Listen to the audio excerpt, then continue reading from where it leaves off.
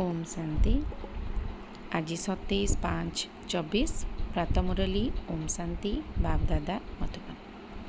आज महावाक्य बाबा कहले, मिठे बच्चे जदि तुम्हें बाबा स्मृति रे रही भोजन प्रस्तुत करिबो तेबे से ही भोजन को ग्रहण करथुबा आत्मांकर हृदय मध्य शुद्ध हो जिवो।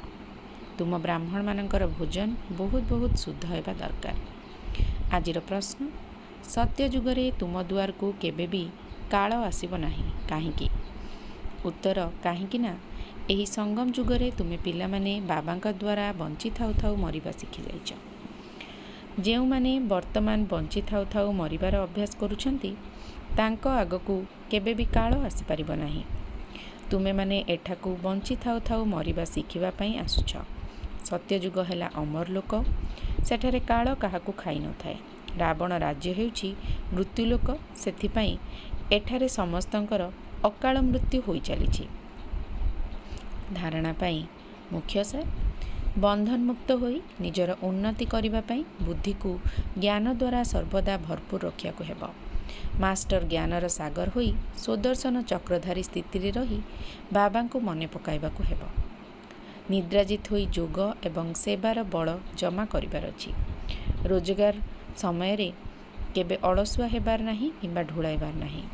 आजिर वरदान, सारा विश्व रे ईश्वरीय परिवारर स्नेह बीज बपन करुथुबा विश्व सेवाधारी हुआ। तुमे विश्व सेवाधारी पिला माने सारा विश्व रे ईश्वरीय परिवारर स्नेहर बीज बपन करी चलीछ। चाहे केही नास्तिक होइथाउ बा आस्तिक होइथाउ, समस्तंकु अलौकिक बा ईश्वरीय स्नेहर निस्वार्थ स्नेहर अनुभूति कराइबा ही बीज बपन करिबा अर्थात मंची पोतिबा। एही बीज सहयोगी हेबार वृक्ष स्वतः ही सृष्टि करि चलिछि एवं समय अनुसार सहयोगी हेबार फल मध्य देखाउछि।